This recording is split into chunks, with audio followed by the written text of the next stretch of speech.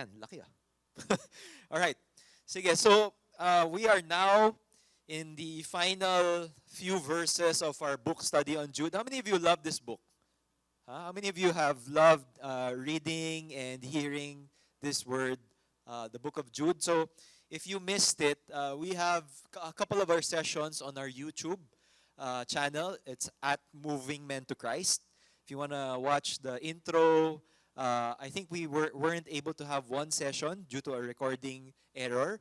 But we'll try to make another recording of that as we progress so we can complete the entire book study. But now, we are coming to an end, are coming to a close, and saktong-sakto lang kasi next week is the men's conference, and after the men's conference, 2 weeks from now, that's gonna be on September 27, we're gonna be starting and launching a new series, and it's entitled Alpha Male.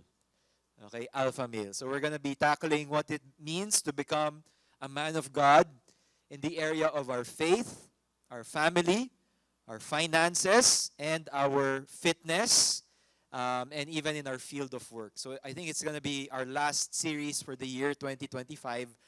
That series is going to be around 4 to 5 sessions. Okay, so it's going to be open to all men. So if I can just encourage you now, I'm anticipating already because we're going to be inviting other men from the men's conference to join the Alpha Male series. It's going to be our kumbaga, reunion and follow through event after the men's conference. So you also guys invite your the men in your life who are not really yet open to the Bible or to God, and bring them here.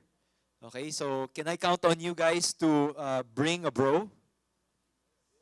Okay, two people said yes. The rest of us, ayoko po, pastor. Ayoko mag-imbita. I will never. Okay? Can I count on you guys to invite a brother? Okay? Invite them lang. I think if you invite them, oy, alpha male, di ba? They'll be excited, di ba? Ano bang alpha male talaga? Di ba? In the world today, the alpha male is someone who is, I don't know, macho, guapo, established, but it's not that according to the Bible. It's much more than that. It's faithfulness to God. Amen po ba? Amen. Right? So now, as we finish our book study, we're going to be tackling Jude. There's only one chapter. In fact, there's no chapters because it's only 25 verses. And we tackled last time until verse 19. Verse 19. But today, I think we can cover verse 17. We'll do a short recap of verses 17 to 18. And then and 19. And then we'll launch from that. Then we'll continue from verse 20 to 25. So why don't we all stand up and read the Word of God today together as men, starting with verse 17 of Jude. But you, beloved, ought to remember the words that were spoken beforehand by the apostles of our Lord Jesus Christ, that they were saying to you, in the last time there will be mockers, following after their own ungodly lusts. These are the ones who cause divisions, worldly minded, devoid of the Spirit.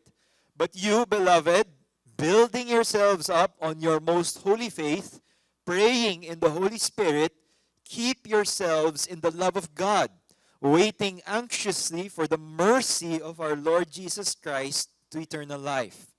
And have mercy on some who are doubting. Save others, snatching them out of the fire. And on some have mercy with fear, hating even the garment polluted by the flesh. Now, to him who is able to keep you from stumbling and to make you stand in the presence of his glory, blameless with great joy, to the only God our Savior, through Jesus Christ our Lord, be glory, majesty, dominion, and authority before all time and now and forever. Amen. Grabe. Praise God for God's word. May the Lord add blessing to the reading of his word. Let's pray.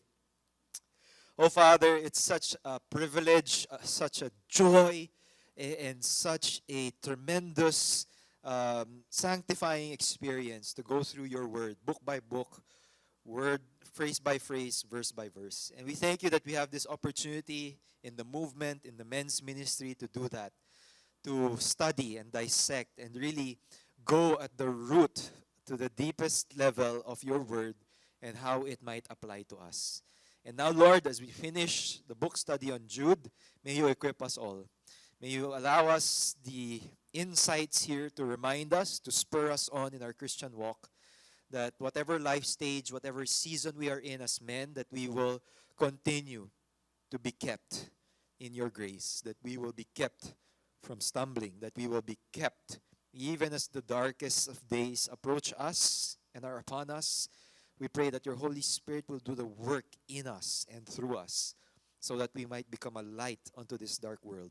And so, Father, we pray that today you will especially bless all of us, all of the men here, that you will bless us with understanding, wisdom, and not only that, with the power to apply these things in our lives so that we may be transformed and that we may look more and more like Jesus, who has promised us that we will stand in glory blameless before the throne at the end of the age. So, Father, we lift up this session to you now. Would you speak to all of us, including myself? Guide me, Lord, and override my preparation, and allow the Spirit to work in our midst. All of these things we pray in Jesus' name. And everyone said, amen and amen. You may be seated, guys.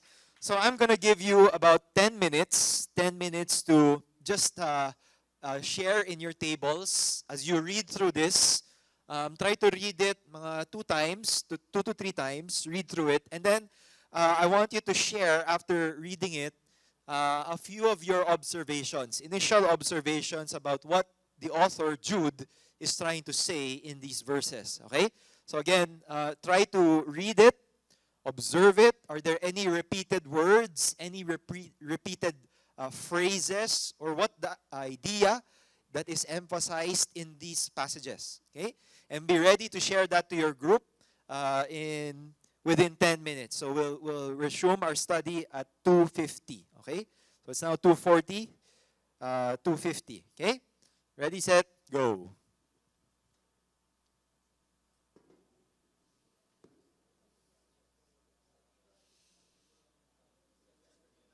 All right. So I trust that you had a good initial discussion.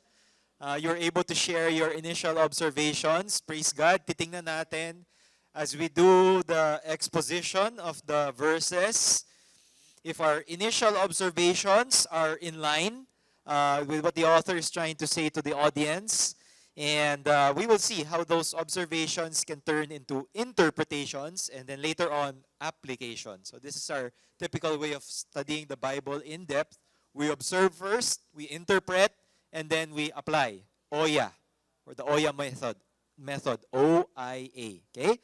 But before that, I just want to briefly run through the book, the entire book. For those who have not joined us previously, again, this is the book or the letter that is penned by the author. Who is he? Jude. Sino si Jude? Bisaya. Bisaya gid siya, Jude. He is the bondservant of Christ Jesus and brother of James. This is James the Pillar, which is the half-brother of Jesus. Okay, so contrary to Catholic tradition, Mary did not stay a perpetual virgin. Okay, she was actually married to Joseph, and they had children after Jesus.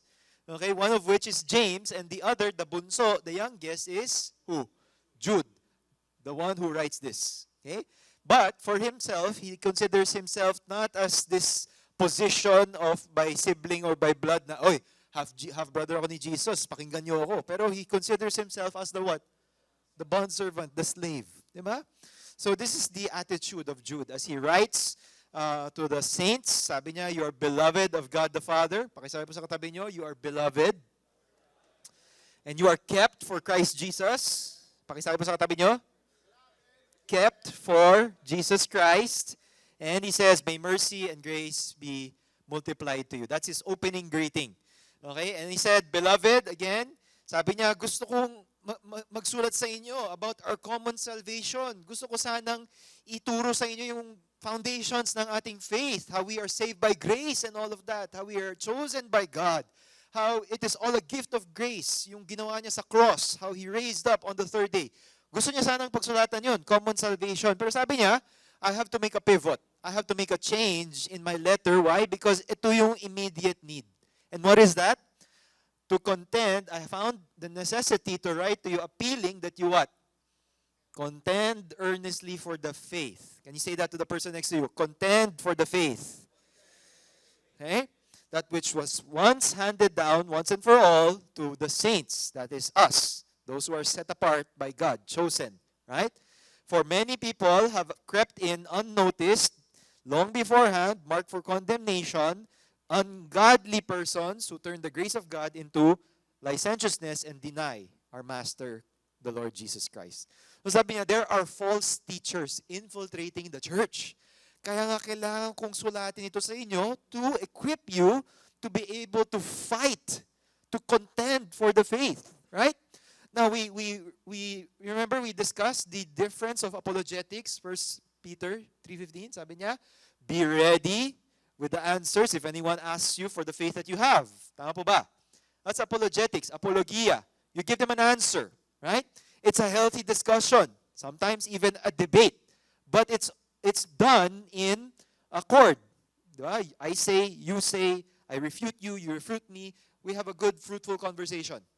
Pero dito po, iba po yung intended dito. Contend for the faith. This means, the Greek word is you're grappling. Kung nakapanood na kayo ng MMA, mixed martial arts match, they're grappling with one another. As in, they're struggling, they're fighting. Right? So this tells us that these false teachers, these people who have crept into the church, they are introducing to the church divisive, destructive distortions of the doctrine that has been taught to them. So mind you, yung audience po dito is not yung apologetics. Sa apologetics, yung audience po dyan are seekers. People who are wanting answers. Gusto nila makipag-usap. They want to understand more about the Christian doctrines. So tatanungin nila, how are we saved? Who is Jesus Christ? How can we prove that Jesus indeed died and rose again? Was it a historical fact? What is the authority of the Bible? Is it trustworthy, reliable? All of those primary doctrines. Yun yung apologia. But here, when he says, contend for the faith, makipagsapalaran. Makipaglaban po tayo for the faith against who? False teachers. Those who are malicious, intentionally introducing false doctrines or what we call heresies into the church. Okay? So this looks like, again, a false teacher or a false prophet or a false appointed son of God. Yeah? Sasabihin nila, Jesus Christ, yes, that was His time, pero ako na ngayon, ang appointed son of God. Kung hindi po kayo naniniwala sa akin, then hindi kayo ligtas. Yeah? They are now diminishing Christ Jesus to now increase their stature and then make themselves the working Messiah. You have that for the appointed Son of God in Davao. You have that for the Manalo family. Diba? Of the INC, the founders. Why?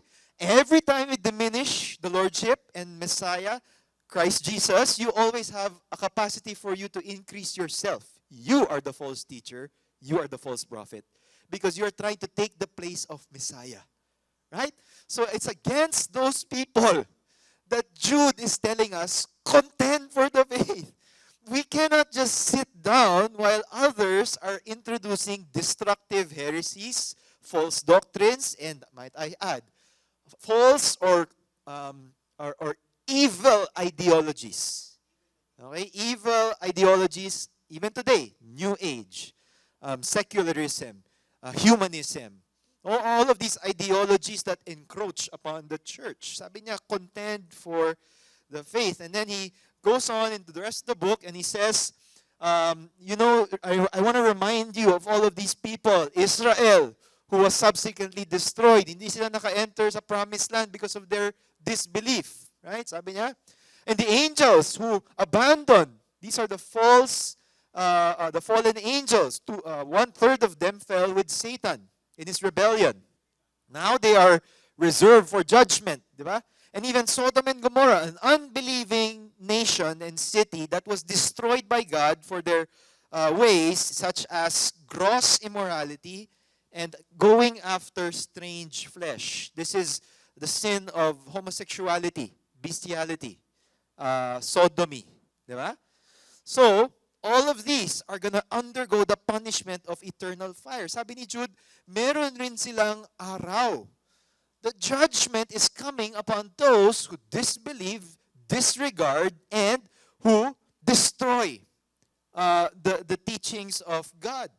In the same way, after these three communities, he now goes to three people. Three types of people. These are the woes. Woe to them, verse 11. When we tackle this, the way of Cain, Balaam, and who? Korah. Diba? These are the primary examples of false teachers or leaders in the early Old Testament. Diba? Cain offered an offering to God that was not by faith. He murdered his brother Abel. Balaam was a false prophet for profit. Diba? He was hired by King Balak na may masamang balak.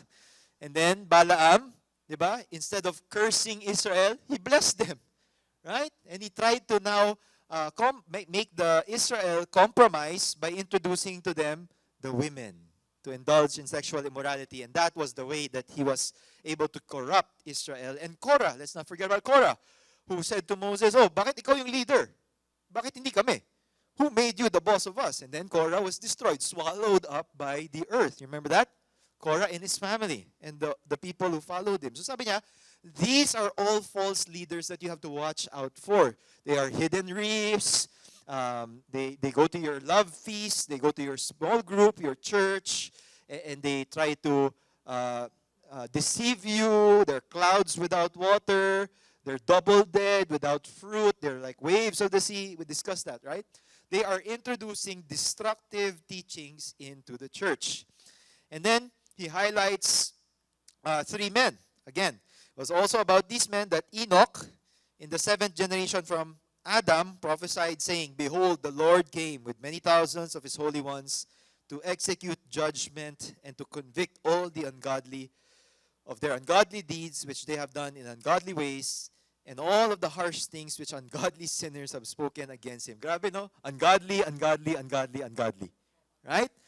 So all of those, Jude now indicts. Sabi niya, there will be a punishment reserved for all of these people. These are grumblers, complainers, finding fault, following their own lusts. They're arrogant, they're proud, they're flattering people for the sake of gaining an advantage. And it's at that point that he says, "But you." Okay, this is a crucial, pivotal moment in the narrative. As he writes, sabi niya, "Now that I have warned you of these three false teachers or leaders, these three communities that failed, and I've reminded you again and again, now I want to encourage you." This is the change of the tone. Biglang magbabago siya. He will now switch from addressing false teachers, false teachings, to now reminding them. Sabi niya in verse 17, "You, beloved," sino to? The beloved of God, the agapetos of God. Okay? These are believers, children of God. Right? Those who have been renewed by Him as they received Christ Jesus and His finished work on the cross. You are beloved. Okay? He says, "You ought to remember the words that were spoken beforehand by the apostles of our Lord Jesus Christ, what they were saying to you. In the last," basahin natin yan, yung kinote niya. "In the last time, there will be mockers following after their own ungodly lusts. These are the ones who cause divisions, worldly-minded, devoid of the Spirit." Sabi niya, the apostles themselves said that this is what's going to happen. There are going to be evil people, false teachers, people who will cause others to follow in their ungodly lusts, in their ungodly ways. They are causing division, and they are worldly minded. Everything that they think of are the world's pursuits, the world's thoughts, the world's ideologies. They do not have the Spirit of God. Okay? Again, these people are not Christians that are merely confused. Okay? Some Christians are confused. Tama po ba? Meron tayong brethren na hindi lang talaga naturuan ng maayos, na disciple ng maayos. Not them. These are intentional, malicious non-believers who profess to be Christians at one point, but now they are no longer. Okay? to use a fancy theological term, they are what we call apostates. Apostasy, meaning at one point in their life, they went to church. They said they believe. And now they said they call themselves Christians. And at a certain point, they no longer believe in the things that they once proclaimed they believed. And they left the church. And now everything that the church does is their target. Diba? You know these people. I have some of them on my Facebook. I'm still friends with them. I did not unfriend them so that I can see what they're saying. Yeah? And that they can see my posts as well. These are people who once thought they were Christians but really are not. They are apostate. Okay? They have fallen away from the faith. Why? Because they never had it to begin with. They just said it for a season. Naku, ang dami ko pong kilala na ganyan. Right? Many people who were once on fire for the Lord. Many people who walang absent sa church, walang absent sa D group. But at a certain point, we saw the real identity in that once they got into challenge, once they got introduced to a wild doctrine, a strange teaching, they got lured away. Okay? And then now, they don't adhere to the Christian lifestyle or to the Christian orthodox beliefs. They are what we call apostate. Okay? Now, many of them, I tell you, this is my observation of those people. They are following mockers who are calling upon or riding on their ungodly lusts. Many people, they could not align to the biblical value of marriage between a male husband and a female wife. They could not adhere to that. They would rather say, no. There's more than just two genders. There's more. There's a spectrum of genders that you can identify as. Yeah? So once that this worldview could not be compatible with the Christian worldview, wala na sila. Backaway na sila. Or in other matters, ungodly lusts. If I cannot have more than one wife, then I'm out of here. Yeah? Mormons or Muslims. Right? It's incompatible with the biblical worldview of one man, one woman, one husband, one wife. Diba? Male and female, marriage. Right? So, many of them, because of their incompatible view, kung ano yung gusto nila, hindi nila kayang mapilit sa Bible, they will now create their own path.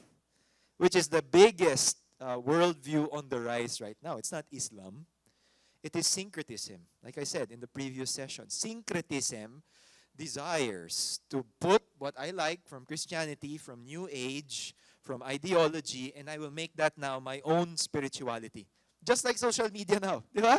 Gagawa ka ng sarili mong profile. Ito yung age mo, ito yung preferences mo, ito yung pronouns mo, what you identify as, and ito ako, ito yung identity ko. Right? And so people now carry that social media age, digital age. I can make an avatar of myself, and what more with my worldview, with my beliefs, with my spirituality. I can create and handcraft and curate my own religion. And that is the number one increasing worldview today, especially among the younger generation. Okay?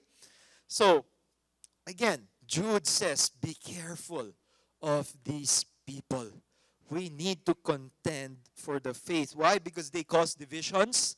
They're worldly minded. They're devoid of the Spirit. In fact, this was such a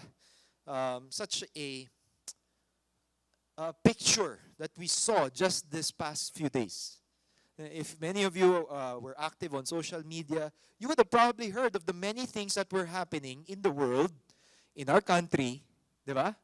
Nakita po natin, even the corruption in the government. Di ba? All of those flood control projects that hindi natin alam kung nasaan na napunta. Diba? And then we see pictures of, on a table, money, like bundles and bundles of money. And then all of these luxury cars. Yeah? And then these very people, they profess to be Christians. I am scandalized. Diba? Because for one thing, I cannot connect it. If you claim to be a Christian, Christian and live such a luxurious lifestyle when you are a public servant or a contractor for the government? Why? Why would you live like that? Right? So there is disconnect. There are false teachers and self-proclaimed Christians who are really, by their way of life, they are proving that they are really not. And it's against those that we contend. That we now, if you are a Christian, you live it out. You don't put this guise of Christianity to mark yourself as safe. No. You live it out. In your work, in your life, in your personal life, in your family life. Kung Christian ka talaga, you will live that out. Right? Another thing that shook me a few days ago was the assassination of Charlie Kirk. This guy stood up for the views, the values of the Bible. Although, let me put it straight right away. Okay? I don't agree with him on every issue. In fact, in his manner, in his approach with other people, sabi ko, medyo malakas, but maybe that's just the style in the States. Ganun talaga sila, especially pag university, college, di ba? Talagang makipag-debate, di ba? So, I don't fully agree. Right? But here is something. Basic human decency. Even if you're not a Christian, why would you rejoice in the murder, in the assassination of someone that you disagree with? Man, I was so shocked. Again, these same people on my Facebook, mga friends ko pa rin, hindi ko pa rin sila ina-unfriend kasi I'm praying na sana mamulat sila sa katotohanan. That someday, somehow, that God will break through the pride of their ideas. I'm still there, but I'm reading all of this and I'm heartbroken. Why? Because that guy, even though you disagree with his worldview, what he says, what he does, he was still murdered. Right? And he left behind a widow and 2 children. How sad. How tragic is that? And then we see people saying, good riddance, buti na lang. You get what you deserve. And then they quote a couple of his quotes that are taken out of context. Yeah? Sabi niya, well, he was a proponent of gun violence. And now, look what happened to him. But if you read that original quote, lifted out from that conversation, you will see he was making an argument. Thousands of people die through car crashes and accidents every year, he says. Is that enough reason to take out cars? No. Sabi niya, in the same way, in guns, ganun rin. Of course, that's the cultural climate, political climate in the States. Again, we have our own battles here in the Philippines. Tama po ba? Right? And then there's another quote. Sabi niya, I don't believe in empathy. Bigla na lang ganun. So then people will say, oh, wala palang empathy wala kaming pake na namatay siya. Well, they don't read the whole context of that quote. He says, I don't believe in empathy, I believe in compassion. So now, these very same people who say inclusivity, who say all of these for humanity, but then, realize the false teaching has already been so crept in that even at the murder of someone that they disagree with, there is rejoice. There's no outcry. There's no sense of justice. There's no sense of wrong. That this is not right. Huh? So, more than losing some guy who was very proliferate, someone who was very good communicator, a brilliant mind, I was so sad and aggrieved to my soul at the response of people. Huh? But then I got reminded, man, this is what the apostles said. In the last time, there will be mockers. There will be many people following their ungodly desires, ungodly ideologies. It's just a reality of the last days. Tama po ba? Right? And let me tell you now, it's gonna get worse. It's gonna get way worse. This is just the beginning. Right? And so now you see a polarization of society. You now see the extremes. Di ba? Dati kasi, yung nandito tayo sa middle ground Kahit pa paano, we still live civilly, di ba? Well, I disagree with you, okay. Pero now, the extremes are being pulled. And now you see what really people are standing for when it comes to this woke ideology, all of these worldviews, all of these things are encroaching upon the church. And we must contend. And he says, verse 20, but you, my beloved, again, he says, you, my beloved, building yourselves up on your most holy faith, praying in the Holy Spirit. He reminds them, again, we have to contend for the faith. How do we do that? By building yourselves up in your most holy faith. I love this. Building yourselves up. It is this idea, the word here is epokoi domeo, to build upon a foundation, to lay it brick by brick. Okay? That's the word that he uses as we guard ourselves from all of these false beliefs, false ideologies. Sabi niya, lay it, build it, brick by brick, belief after belief, building yourselves up in your most what? Most holy faith. Now again, I'll tell you, all the people in the world have faith. They have faith in something or someone, in an ideology, in a person, in a leader, whatever it is. But only Christians can claim we have a holy faith, a set-apart faith. Why? Because our faith is connected to Christ Jesus. We have a holy faith, a distinct faith, a set-apart faith. Okay? Sabi niya, build yourselves up in this. Okay? Another verse that comes into mind is Colossians 2, verse 6 to 7. The Apostle Paul says, therefore, as you have received Christ Jesus the Lord, so walk in Him, having been firmly what? Rooted, and now being what? Built up in Him, and established in your faith, just as you were instructed, and overflowing with gratitude. So sabi ni Paul, be rooted, be built up in your faith. How do you do that? How do you do that? How are you built up in the holy faith? Well, number one, no faith can be practiced if it's not read and understood. Tama po ba? So the number one way to build yourself up in the faith is to read this book, the Bible, God's Word. Be in this book every day. Be in this book every chance you get. Why? I've spoken to many men. O, kamusta yung quiet time mo? Okay naman po. Kailan yung last year? Once a year lang siya nagka-quiet time. And you expect to build a building on one brick? I was in real estate development, guys, for a few years. I know what it takes to build a firm foundation, as we sang earlier. You lay that floor by floor, basement by basement. Yung buhos niyan, kailangan maayos yan. Kahit gaano pa kataas at gaano pa kaganda ng building, kung yung foundation ay bulok, then it will fall apart. It will get destroyed. There should be a cornerstone, Christ Jesus, right? And how do you do that? You build it upon the Word of God. You build it upon the very truths of Scripture. I can tell you now, for all of these woke agendas, for all of these ideological differences that are proliferate now, none of those are based on the Bible. Or it's a twisting or corruption. It's a manipulation of the Bible. But for those who have built their foundation on this Word, who have mastered it and been mastered by the Word of God, you have discernment. You can tell the lies.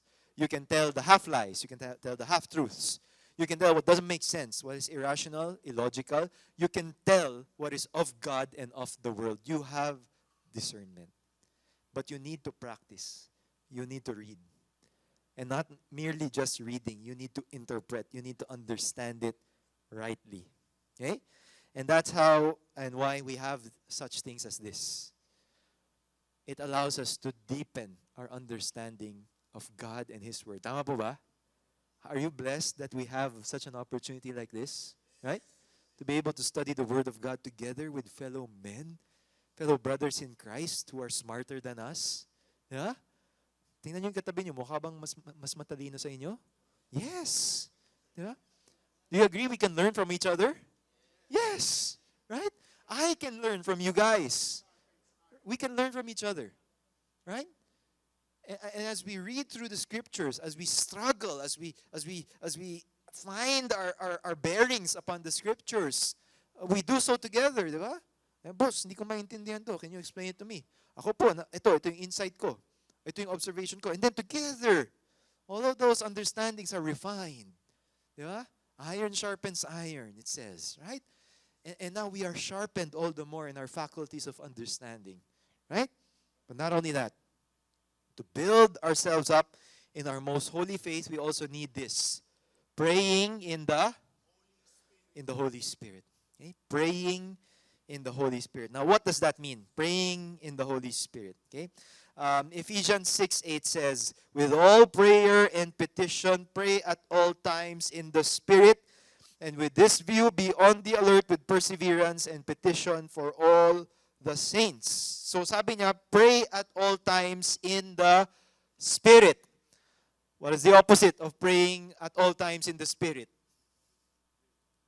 Praying sometimes on your own strength. Tama po ba? For Christians, ha? Right? Why? Kasi sometimes po, let me just be honest. Even I struggle with this. Minsan po, yung prayer, di ba? Because I just have to do it. Di ba? Bago ako kumain, para hindi ka mag-guilty, di ba? Pasubukan na.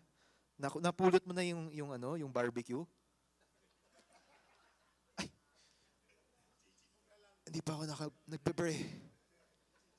Thank you, Lord Jesus, for this food. Right? We can, for the sake of doing it na lang. We can pray at all times. Di ba? Sometimes in our own strength. Di ba? But are we necessarily praying in the Spirit? Right? Now, there are many views on this. Praying in the Holy Spirit, as our Pentecostal brothers and sisters would say, praying in the Holy Spirit, they claim, can only mean speaking in tongues.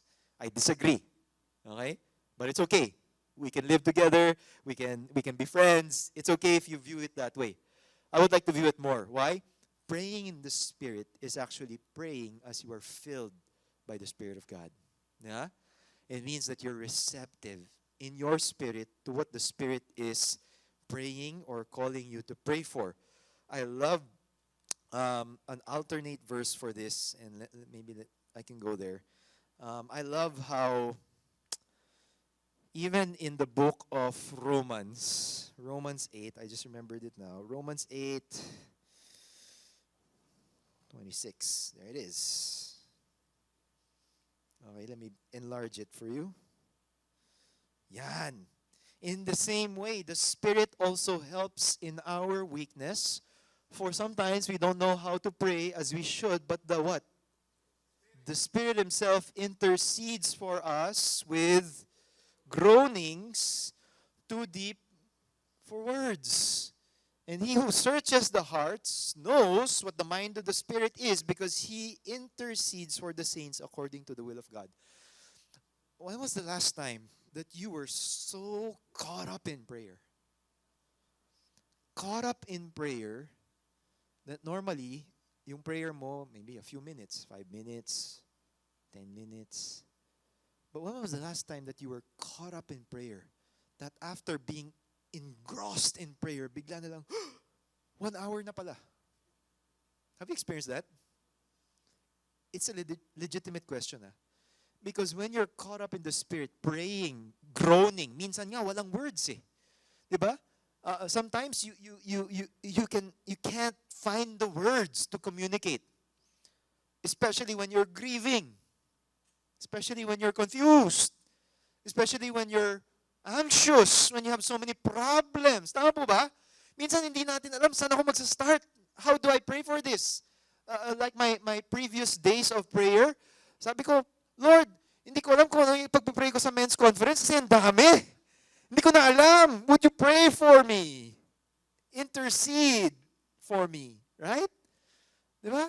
There are sometimes our communication suffers. Hindi natin maintindihan. Sino ditong married? May ba? Na-experience nyo na ba yan? May sinasabi kayo sa spouse nyo. Tapos, anong sabi sa inyo? Yung ba yung sinabi mo? Bakit hindi mo sinabi?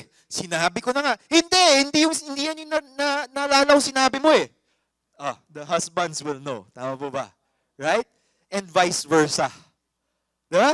Sometimes in between even human beings, the closest of which, husband and wife, there's a miscommunication already. Hindi tayo nagkakaintindihan.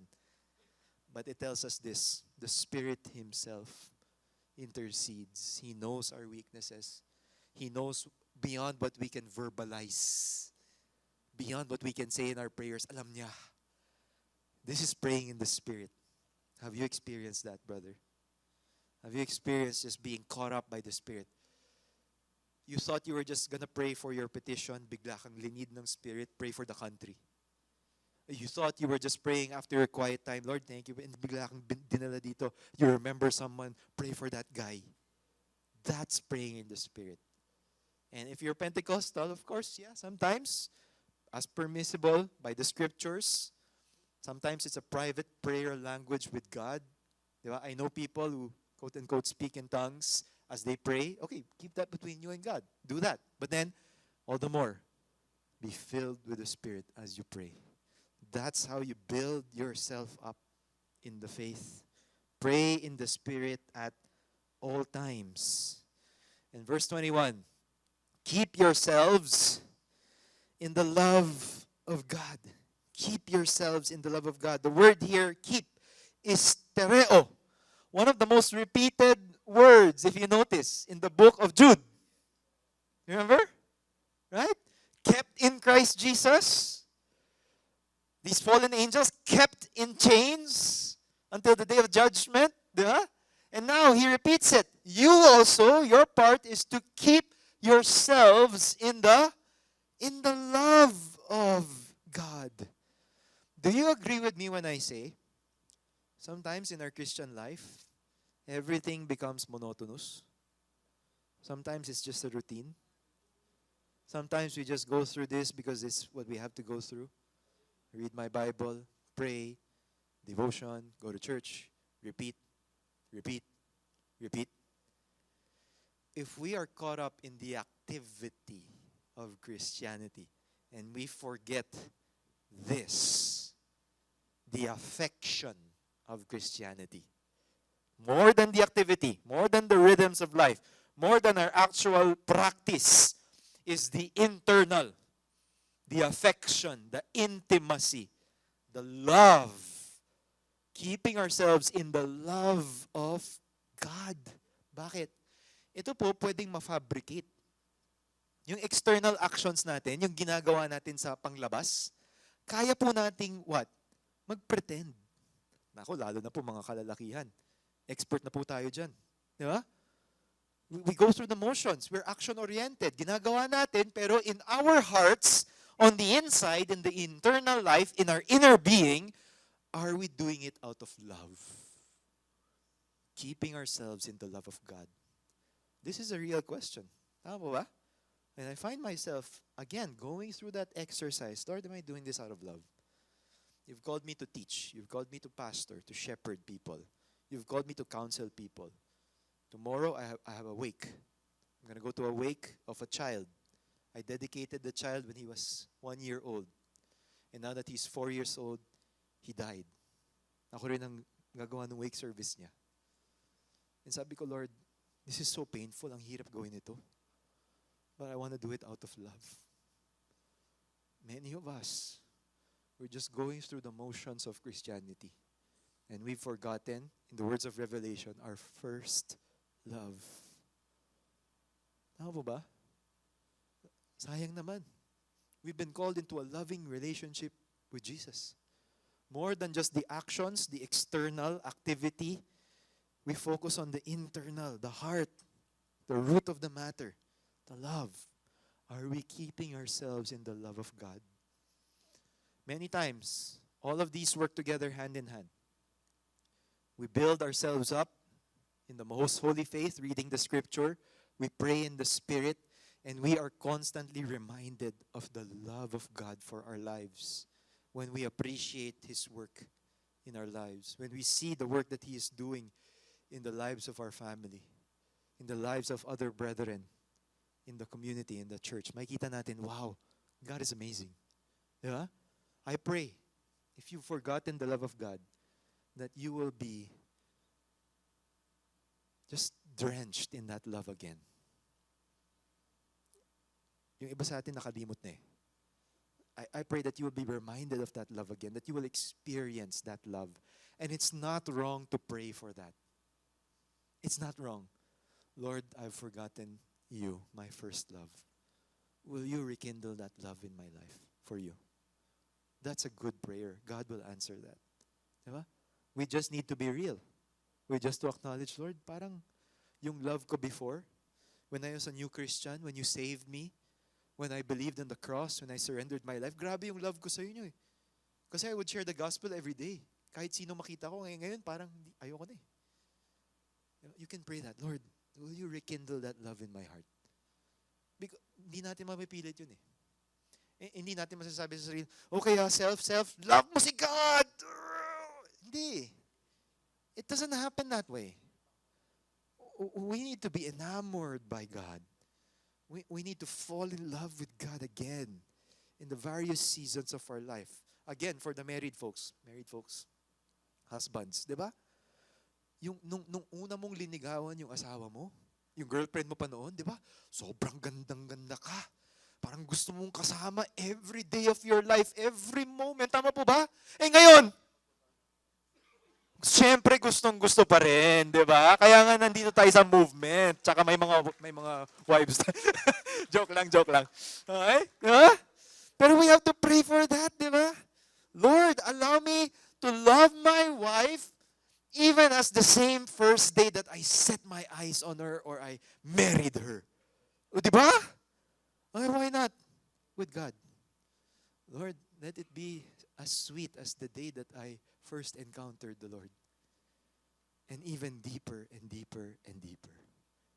Keep yourselves in the love of God.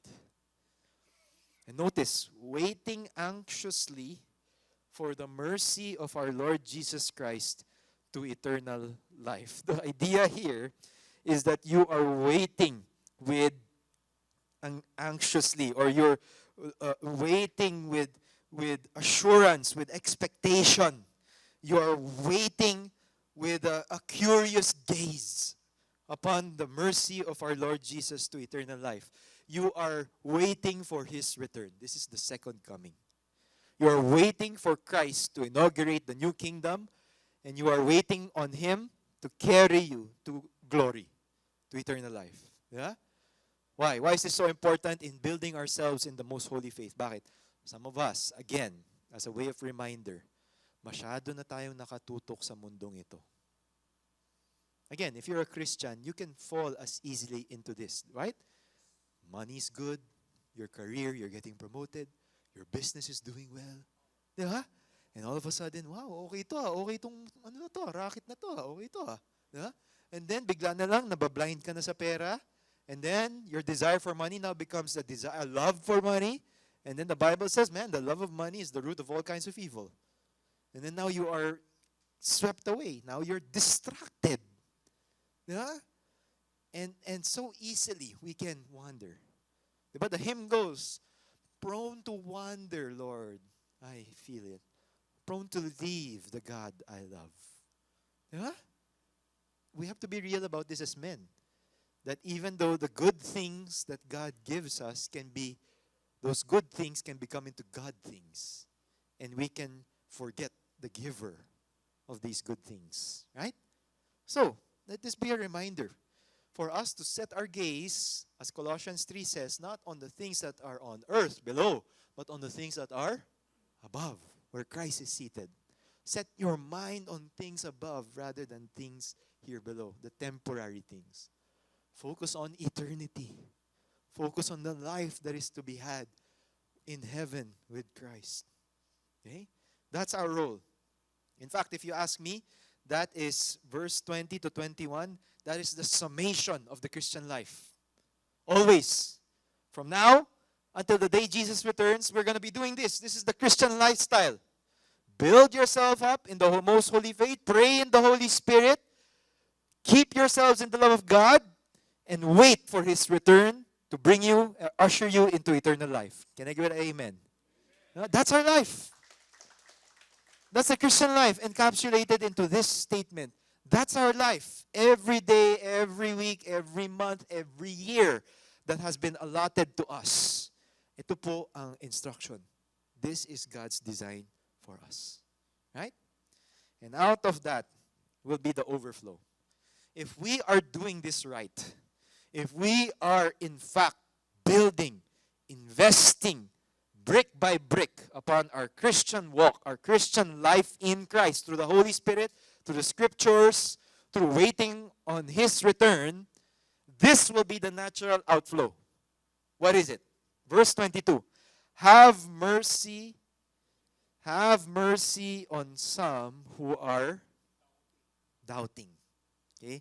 I love the word here, doubting. Those who are staggering, those who are confused, those who are trying to discern. Diba? They're trying to grasp. Diba? And he says, have mercy. Again, this is the second time now that mercy has been repeated here. Sa una, waiting on the mercy of the Lord Jesus to eternal life. And now he says, grant that same mercy to some who are doubting. You know these people. There are doubters all around you. Maybe your children. Especially if they're older now. If they're in their teenage years, adolescent years, young adult years, they're gonna be doubting. Totoo ba talaga tong Christianity na to? Totoo ba talaga si Jesus? Diba? Sabi dito, have mercy on them. Allow them to experience your compassion, your eleo. The fact that you want them to understand, the fact that you want them to be shown this kindness and the reality of God. Sabi niya, have mercy on those who are doubting. Yeah? Why? Our tendency is, we're too busy. Or number one, we've neglected that role to be the prophets of our generation. Yeah? Ayaw na natin eh. Ayaw natin turuin, tinatamad tayo, or hindi tayo equipped. Yeah? So when our children ask these solid questions about the faith, hindi ko alam eh. Yeah? Magano ka na lang sa YouTube, maghanap ka na lang dyan. Hindi pa natin alam kung sino yung pinapakinggan nila sa YouTube. Di ba? Patay. It should be us, the bearers of truth, to be able to deliver those truths to our loved ones, to our spouses, to our children, to our family, anyone that we're working with. Di ba? You'll know. When you engage them in the faith, di ba? You can as easily say this, okay? Ito yung number 1-2 punch ko pag meron akong nakasama, either na grab driver, or nakasama maglaro ng pickleball, kung mga strangers man yan, or neighbors na na-meet ko, so tatanungin ko sa kanila, what do you do? Then they answer what they do. Oh, that's great. Yeah, I used to be ganyan. But now I'm a Christian. I'm a pastor. And this is what I do for a living. I counsel people. I teach them about the Word of God.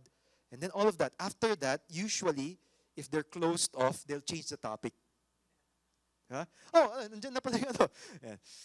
That's how you know, right? Pero, if they pick up on that cue, and they answer with another question, that's when you know they're these people.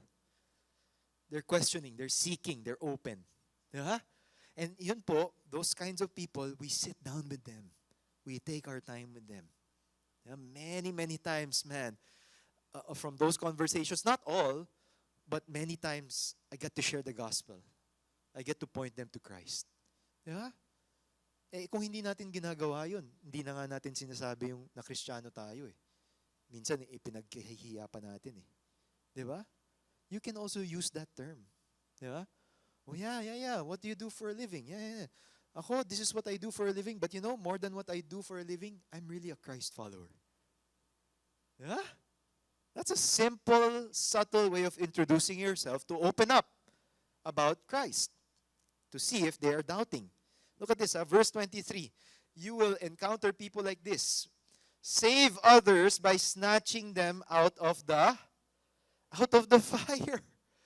You'll never know who is in a crisis. Either you're snatching them from the fire of their own sinful, wrong decisions, or whether they're going through a trial, a problem, a sickness in their lives. You'll never know until you converse with them, until you talk with them. Yeah? I've met several people after sharing to them that I'm a Christian. bigla na lang mag-share sila, alam mo po yung problema sa family namin ngayon, ito eh. Alam niyo po, I'm currently sick with this, ganito, ganito, ganyan. You know, I'm currently in this, ganyan. You know, the next thing that they'll share about is their problem. Kasi alam nila, Kristiyano ka. And then, oftentimes, they'll even ask you, can you pray for me? Yeah? Or if you offer it up after your conversation, can I pray for you? Yeah? That is your way of actually pointing them to Christ and letting Christ do the work of saving them. And the word here, surprisingly, snatching, is the word harpazo. Harpazo is the same word that is used for the rapture. So when you open up about conversation about Jesus, it's as if you're rapturing this person from the kingdom of darkness into their situation, and then you're leading them towards eternity, towards the kingdom of the beloved Son. Diba? Imagine nyo yun. If you have this mindset of people, ay, wala, hindi makikinig yan. Ay, hindi open yan. Ay, hindi yan nakikipag-usap about faith. Ay, ayan, nakasama ko na yan, barkada ko na yan, kilala ko na yan. Pero hindi mo talaga alam until you find and open up that conversation. And then from that, again, if you are doing all of these, building yourself up in the faith, praying in the Spirit at all times, waiting, keep yourselves in the love of God, it will be an overflow. And then you will be led to these people who are ready to be snatched out of the fire. Yeah? Fire here is again cognizant of the fire, the eternal punishment that God reserves for those who disobey Him. First, designed for the evil fallen angels. Diba? Hell was initially created for the fallen angels. And now it has been extended to those who follow after His example, who follow His will. Okay? So, snatching them out of the fire is really that. It's a picture of allowing someone to come and realize their need of salvation. And in that very moment, when they surrender their lives to Christ, man, they are snatched from the eternal flames forever. Imagine mo yun? The flame of eternal punishment forever and ever. They're now snatched out from that. What a picture, right? Every time you have a spiritual conversation with someone about Jesus, it's as if you're snatching them out of that fire. He closes verse 23 with this. And on some have mercy. Third time. Mercy with, this time, fear. Hating even the garment polluted by the flesh. This is warning. Mercy with fear is another way of saying warn them. Especially for this third category of people. The first, doubters.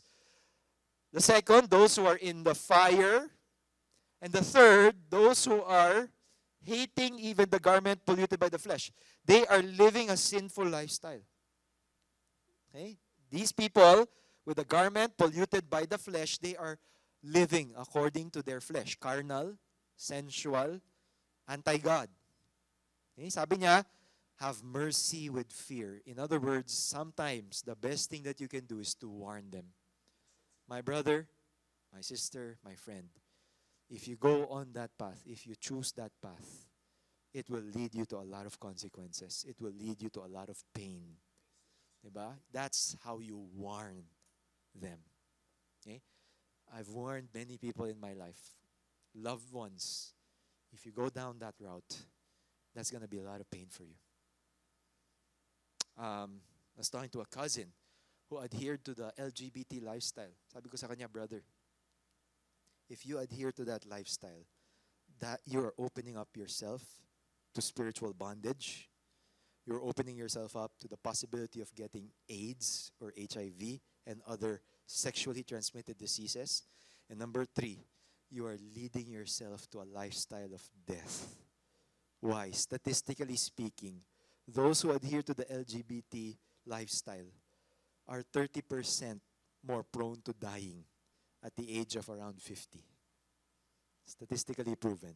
O sabi ko sa kanya, ikaw pipili nito. Of course, I shared the gospel with him. I did everything. I prayed for him. But sabi ko sa kanya, if you go down that path, that is the warning. And sometimes, honestly, with reality, that's the best that we can do. Allow people to make their own sinful, wicked decisions and allow them to face the consequence that by an intervention of the grace of God, they may come to their senses. Di ba? Even the prodigal son in the story of Jesus, the parable, di ba? The father, anong ginawa niya? Sige, you ask for the inheritance, I give it to you. And the son squandered it away, right? And he was in the pig feet eating it. He came to nothing. He experienced the consequence of his own decision. And then that's the only time that he came back to his senses. Sometimes that's all that we can do, to warn people, especially those who disagree, who are, against our views as Christians. We warn them. If you go down that route, this is what awaits you. Okay? So with that, he now closes out the book with this. Before I go to verse 24 to 25, I want to share with you a fascinating picture. I mentioned this last session, but Jude is really a unique book in that in the New Testament, it's one of those books that have a chiastic structure. A chiastic structure. What do we mean by chiastic structure? It follows a path like that. Bakit? On the first, you have an alignment with the last.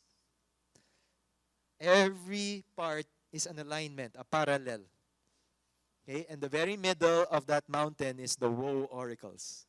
Okay? Woe to them. Diba? Balaam, Korah, and Cain. But here, as we wrap up, this statement, the true church can be kept from stumbling, is a parallel of how he started. The true church can be preserved. Yeah? That's the chiastic structure. Every one of them has a parallel. Okay? So, in some sense, he finishes the way he starts. The way he starts is how he finishes. Okay? With worship. With worship. With reverence. With rejoicing. He says, verse 24, kahit sa dinami-daming discussion niya on false teachers, false doctrines, people who fell, fallen angels, and all of that sort, sabi niya, out of all of that I said to you, I point it all back to God. He says, now to Him who is able to what? Keep you from stumbling. Again, this is now, I think, the 7th or 8th time that keep is mentioned. Yeah? Kept you from stumbling in Christ Jesus earlier in verse 1 or 2. And now to Him who is able to keep you from stumbling. Do you realize that Jesus doesn't want you to stumble? Yeah? He's always there to guide you. Yeah? Many men, I ask them, bro, kamusta yung struggles mo? Ay, brother, I fell again to lust and pornography. I did masturbate again eh. Bro, hindi na yan struggle. You're sinning. You see the difference? Yeah? A struggle is something that you fight with in order that you may not commit it or do it. But let's not joke ourselves. If you are falling into the same sin again and again and again, you, my friend, are in a bondage. You are spiritually enchained to that sin and you're no longer struggling, you are sinning. And Jesus Christ desires that you be set free from all bondage. That Jesus wants you to live in freedom. Whoever the Son sets free is free indeed. Do you realize today, dear friend, men of God, whatever you are quote-unquote struggling with, Jesus wants to set you free. He is able to keep you from stumbling. He is able to allow you to overcome that sin if you only let Him. And to make you what? Stand in the presence of His glory. Blameless with great joy. Hindi lang po joy. Mega joy. Great joy. Agalasiasis. Exaltation. One day before the throne of God, we will stand in awe and with fullness of joy. Why? Because we stand in His presence blameless. Everyone say blameless. Walang bahid. No corruption, no sin. That will be our glorified self face to face with Jesus. How many of you are looking forward to that? No more struggle with sin.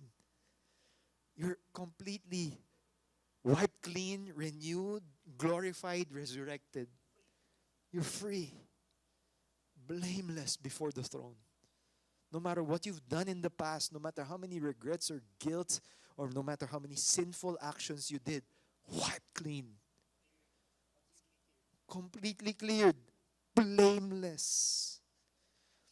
And He says, it is only God, our Savior, who is able to do that. Through Jesus Christ our Lord. He says, be the glory, all glory belongs to Him. In that the glory here is the glory that the Father has bestowed to the Son even before time began. This is now His doxology. This is now His call to worship, to rejoice in God. Sabi niya, before His glory, no stain of sin, with the majesty of God. The majesty of God is that He is the only one who reigns over all. The word here for majesty is megalosune, the greatness of God. The sense of His worthiness over all. To Him be the glory, all highest honor, all highest praise, majesty in the sense that He is in control of all, dominion that He rules and reigns over absolute everything, the entire universe and on every human being, and His authority that He rules over all creation. To Him be the glory, majesty, dominion, authority. Look at this. He now takes us to an eternal idea. Before all time. Before all time. Notice, sabi niya, to Christ Jesus our Lord be glory, majesty, dominion, authority before all time. Even before time was created. Even before all the universe was spoken into creation. All glory, majesty, dominion, and authority already belonged to Christ. Before all time began, He was already reigning in glory. And He says, even now, may He be glorified in our lives and forever. Eternity past, and even in our present, and eternity future. Be glory forever and ever. Amen. Can we all say amen?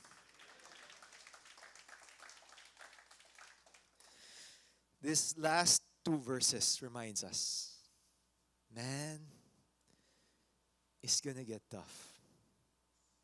There are gonna be more and more false teachers, false brethren, false churches, false ideologies, false governments. There are gonna be all sorts of wickedness rampant. But man, I tell you, keep firm. Be reminded that it has been already said, in the last days, this will be the reality. But we remain rooted as we are being built up in our holy faith. We remain with Christ, praying at all times in the Spirit. Keep yourselves in the love of God. Verse 22 to 23, continue to reach out to people all around you. People who are doubting, people who are downcast, people who are devastated by their sin, reach out to them. And then all of that will result into rejoicing and revering our God, the Savior. That is the book of Jude. And we finally close it out today. So with that, let's pray before we break out and dissect anything of this, the application for us. Let's pray. Father God, we thank you. No matter how evil and wicked this generation and this moment in our history becomes, we can set our eyes, our focus, our hearts on you, Lord. For we are beloved of you. You love us, Lord. And you don't want us to get derailed or lose our way. But you want us, Lord, to be built up in the most holy faith, praying in the Spirit, and keeping ourselves in the love of God as we wait for the return of the Lord Jesus. Until then, Lord, we pray that we'll be able to reach out to people, that we'll be able to shed light upon them, point them to Christ. And as we do so, may we worship you. Because you are the one who keeps us from stumbling. You are the one who will make us stand in your presence one day, in glory, blameless, and with great joy. Like you said unto your servants who have passed away, enter into the joy of your master. And so, Lord, we pray that we will be able to finish well in the same way as those of our brethren who have passed away long ago. We pray that there's only God, our Savior, through Christ, that all glory, majesty, dominion, and authority belongs to Him. In eternity past, even now in the present, and eternity future. Thank you, Lord. We pray that you will speak to us now as we discover what you want us to apply in our lives. We give you back all glory and praise. In Jesus' name we pray. Amen and amen. So, what we can do now is we can share in our breakout. If there's any questions, by the way, we can ask. We have a panel right now. Questions, clarifications, comments, insights. And then after that, we can do in your tables, siguro one thing that you will apply after hearing this message. And I think we can focus on this, no? This is the primary application point here. How will you build yourself up in the most holy faith? How can you do this? Praying in the Spirit more? Or keep yourself in the love of God? Yeah, I think those are the main application points. With that, any questions, comments, insights, clarifications?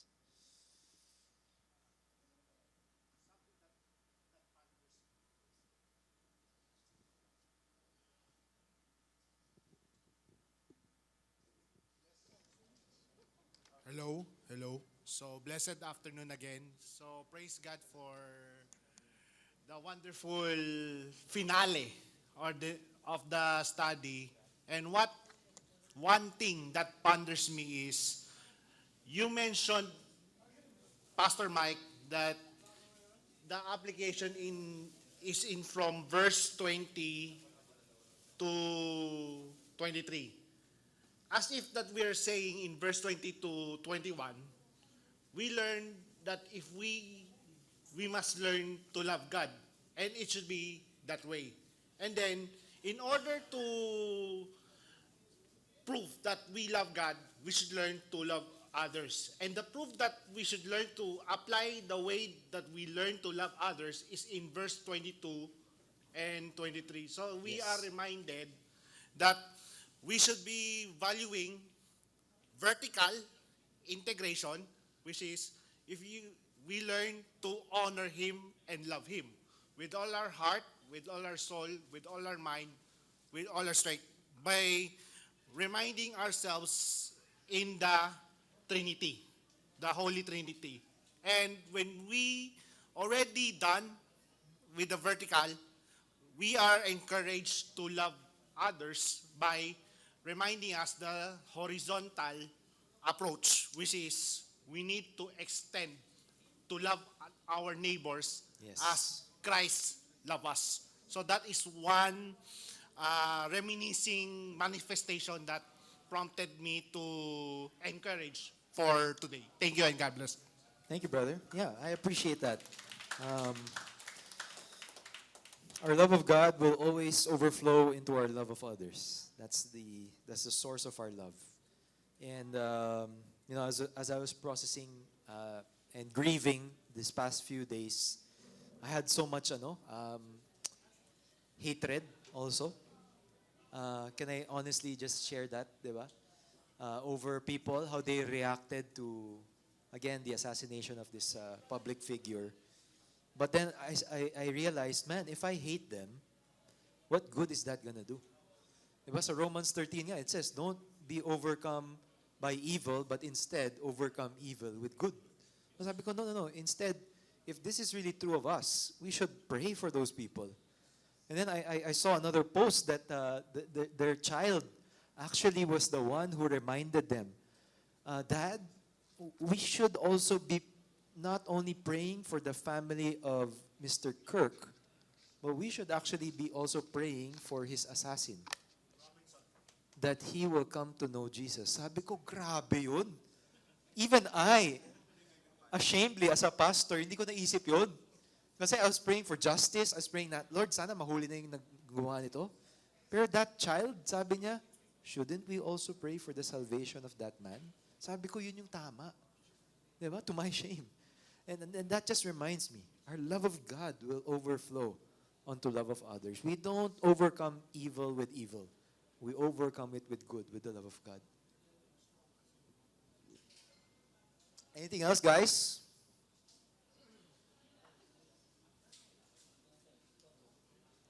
Okay na, no? Parang ano na, no? Solid na, no? Busog na, no? Okay, so I know you're rearing to go and discuss this with your group. So again, let's make this time practical. No, what is the one thing that you are gonna apply as we learn? Now that's harder, not generic answers na sabihin mo na lang sa katabi mo, I'll pray more. How? How will you do that? How will you design a habit or a system to be able to do that? Okay, make it as specific and as actionable as possible. Okay. So with that, God bless your breakout time with your table.